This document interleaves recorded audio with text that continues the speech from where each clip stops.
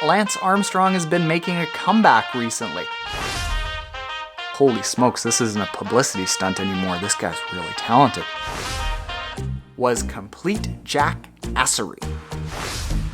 What's up, Trainiacs? I think today we're going to do a very special Triathlon Taren episode to talk about something that is sort of ground swelling out there in the endurance community that we haven't talked about at all here, and not a lot of triathletes are talking about. It's like the redheaded stepchild of triathlon that we don't want to talk about. You can be over there in the cycling community. Don't come over here into the triathlon community again. Lance Armstrong. If you've been following podcasts and you like the Tour de France, you will know that Lance Armstrong has been making a comeback recently. You might not know that Lance Armstrong actually started off his endurance career as a triathlete, not a cyclist. And he's kind of dipped his toe back in the water in the triathlon community by covering the Ironman World Championship, getting on Dave Scott and Mark Allen, but he hasn't made a full-bore leap into it, and it's like the triathletes of the world aren't even acknowledging that it's happening. That said, I've been following the guy with the recent developments that he's come out with his new podcasts and his new appearances and basically his new take on life recently, and I think it's worth talking about. Okay, so Lance Armstrong, he started off his endurance career not as a cyclist, which you might think. He started off running in junior high at the age of around 11, 12, 13 because he wanted to beat the next fastest kid in school. Competitive much? Yes, Lance is. He became that fastest runner in school, and then because people recognized that he had a big engine for endurance sports, they put him into swimming, and he hadn't swam at all. They put him into a competitive swimming program at age 12, which in competitive swimming is ancient, but within about 3 months, he was keeping up with the fastest youth swimmers in the state. Yeah, he was winning meets. Again, cycling didn't really come around. He was tooling around town on his bike just like all kids do, but it's not like he was this cycling phenomenon as a youth. Shortly after, at the age of about late 13, 14 years old, he got into triathlon. And Lance himself, still to this day, he talks about his first heroes in sport not being cyclists or runners or swimmers, but the triathletes. Dave Scott, Mark Allen, Mike Pigg, Scott Molina, Scott Tinley. And shortly after getting into triathlon at the age of 13, 14, he turned pro at the age of 15, went out and started racing against his heroes on the same course and beating a lot of them. He was winning local triathlons within a year of starting to enter them. And you can see from old footage that even at the age of 15, he was out there with a cock of the walk look on his face, like he was there to tear these people down and knock these people who were his heroes off their high horse. You hear some of the interviews from those guys, and they'll say that they would look at this 15-year-old on the course and say, he might be the most talented triathlete out here. Lance Armstrong's really incredible. He's had some great races this year. Lance is somebody certainly to watch for in the future. But he's also the cockiest kid that we have ever seen. You'll see a trend here with Lance's life. So Lance was actually making the podium as a pro triathlete going against some of history's best athletes, like literally some of the best athletes to have ever swam, biked, and run. He was making the podium, and then he realized that he wanted to get to the Olympics, but he wasn't going to be able to do it in triathlon because triathlon wasn't in the Olympics. What was in the Olympics that he thought he had a chance on was cycling, which was strange because looking at that old footage, he wasn't going and crushing the field on the bike. He was often biking with the main pack, maybe just towards the front of it a little bit, pushing the pace a little bit, but he would have to catch up and run people down. So he made the switch to cycling in the early 90s, and then we'll just skip ahead about 20 years, a cancer diagnosis, and 7 Tour de France wins.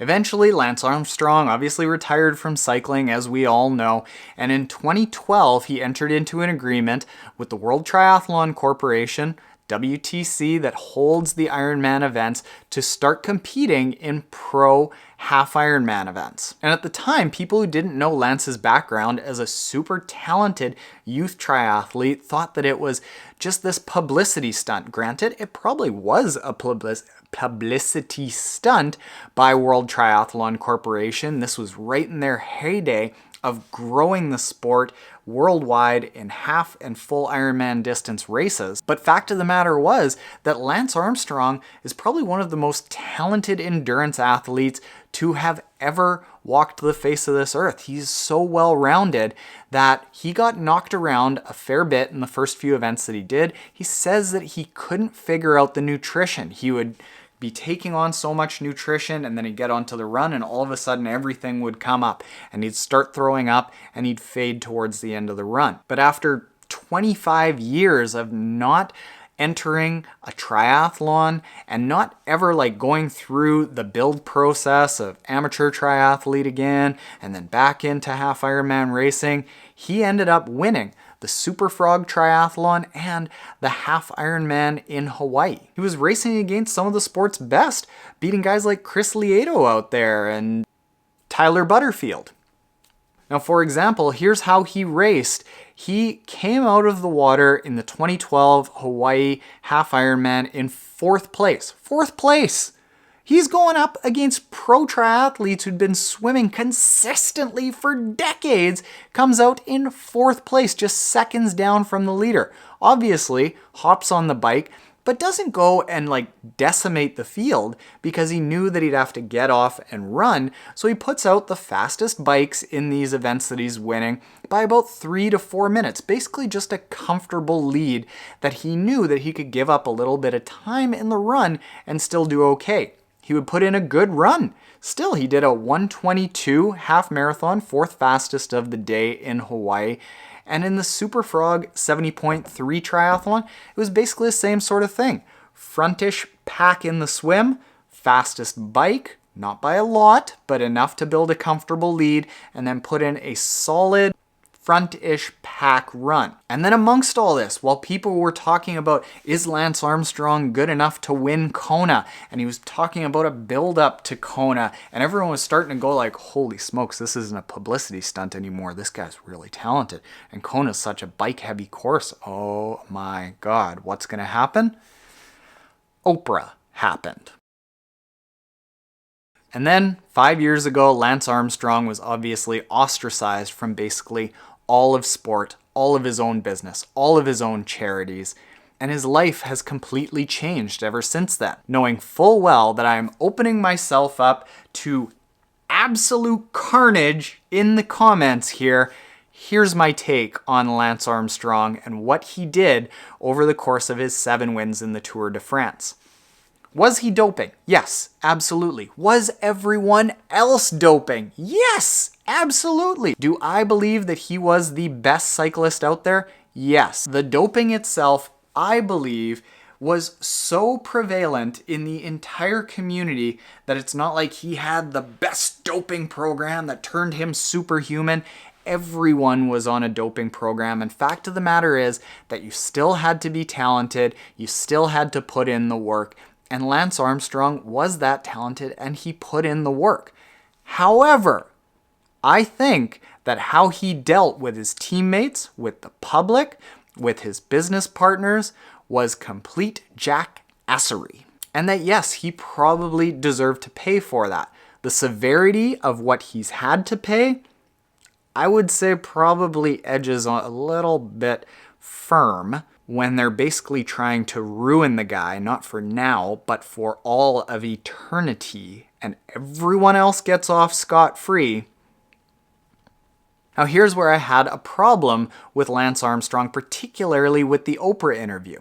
He was very defensive. He basically didn't acknowledge that he was an asshole. However, Lance Armstrong now is a different dude than he was during that Oprah interview, and he fully admits it. Over the last couple of years, Lance started appearing on podcasts, and it's been 5 years since he did that Oprah interview. That Oprah interview was basically rushed and pushed through because he had to push his hand before the government did it to him.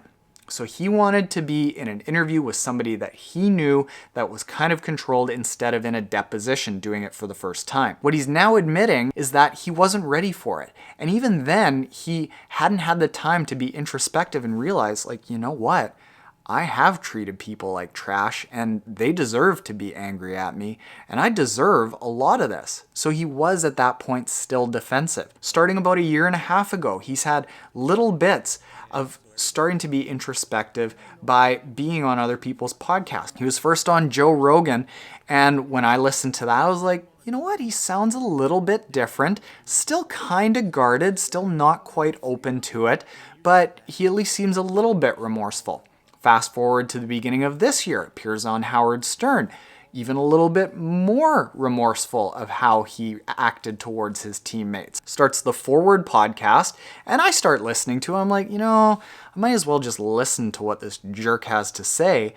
But he grew on me. And as the podcast went on, and as I think Lance started realizing that the more he opened up, that the more he saw inside himself and realized that he doesn't need to be defensive anymore, that he doesn't need to fight the world, that he just needs to be a little bit more open and honest with the people around him. It seems like he's been more open and honest with the public and himself. And recently, over the last couple of months, I'll link these in the description below, he's appeared on the Rich Roll podcast and the Aubrey Marcus podcast. I tried to get him on the Triathlon Taren podcast. And by the way, if you go and hit him up on Twitter or Instagram and say, hey, go on the Triathlon Taren podcast, we might be able to make that happen. You can listen to those and you can see that it's a different man than back in the Oprah days. So, am I on Team Lance? Am I giving him a free pass and being like, you know what, Lance, great guy? No. He's got to live with how he interacted with the public and all the people around him for the rest of his life. However, he knows that now, seems apologetic for it, and I'm at least not like running around with pitchforks and blindly saying like, Lance Armstrong, he's the devil! Like, no, I think that we as people have to be more open-minded because things aren't as black and white as left or right politically, or right and wrong. There are always shades of gray, and I think if we open up our minds to people, to ideas, to just good thought, we're gonna be better humans for it. Like, honestly, what joy would you get in spending the rest of your life hating Lance Armstrong? Like, hate is not an enjoyable feeling. However, if you had the ability over the rest of your life to at least be open to listening to the guy without pure venom in you, hey, you can listen to some pretty good podcasts. Doesn't mean that you have to show up to a parade if one ever happens for him. But critical thought, Trainiacs, critical thoughts about Lance Armstrong. All right, that's today. Lance, I'm here, buddy. We have a great podcast.